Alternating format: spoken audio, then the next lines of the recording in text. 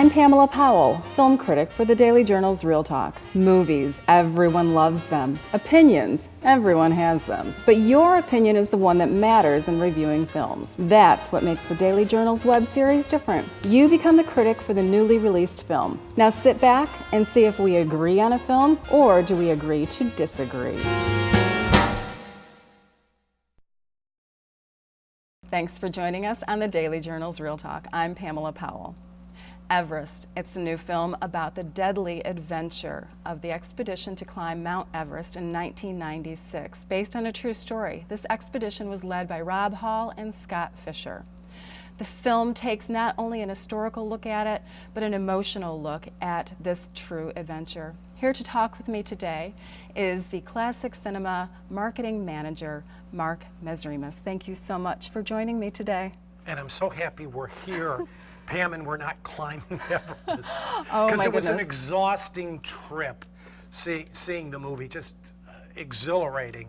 Probably like nothing I've seen so far this year. And you know, it has the recipe of an old Hollywood disaster movie, but Balkazar Komakur, the director, really puts the film to life. I mean, it has all the ingredients that I love, especially in a drama. Everything is there, and it delivers. Jason Clarke leads the way with this film, and he was in Terminator Genesis with a very mediocre performance, and now here he is playing Rob Hall, the emotional, and really he showed how responsible he is for all of these people's safety, and he put their safety before his own.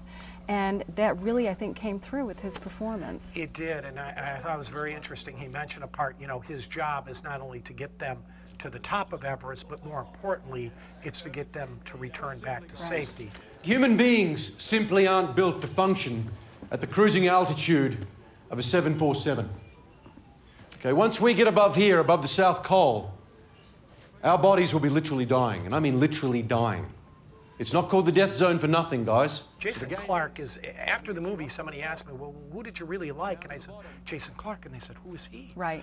And I said, well, if you saw his face, you've seen him in a bunch of movies, but he's not recognized by his name. Jason Clarke is really the conduit in this film that you really feel for him. But visually, the movie was stunning. Right. You know, filming it in the Italian Alps and in other areas and on sets and with the CGI combined. I mean, the movie, we saw it in 3D, but you can, in 2D, you're still going to enjoy it, but you really felt like you were there. And as you're watching these events take place, as they are taking their boots and kicking them into the ice and trying to get a foothold, and then they slip, and it's a domino effect, an avalanche of people, if you will, and you are quite literally putting your feet into the floor trying to stop as you're watching it. You do become a part of the film, so it's an amazing experience to watch this. And it's also based on two books.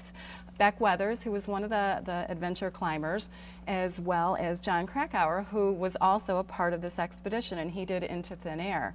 And he was writing, I think, for Outside Magazine. Exactly. And I thought, wow, a reporter, you couldn't pay me enough money to make this, you know. No. Let me phone this one in. Exactly. I also thought the director did a great job of really not milking the drama. He kind of let this tell its own story, and I like that. And it is historically accurate for the most part. And watching, and like you said, we did see this in 3D, but in 2D it is going to be just as palm sweating. I mean, just talking about this right now, my palms are sweaty. I have a little fear of heights, and I don't like the cold.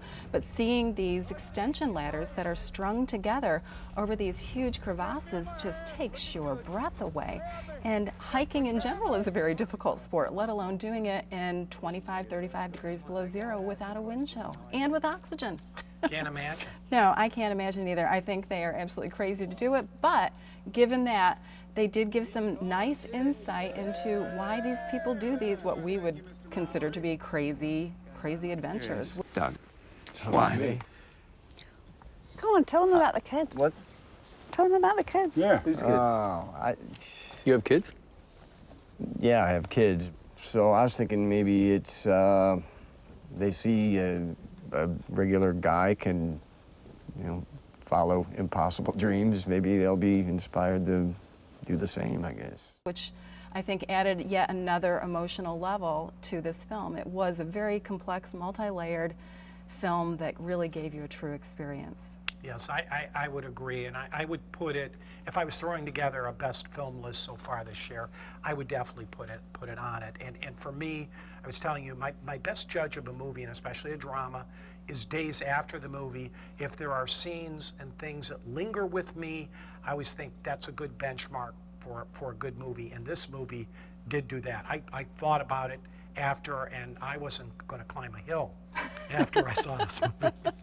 The amazing thing is I did go hiking out in Utah just after I saw the film.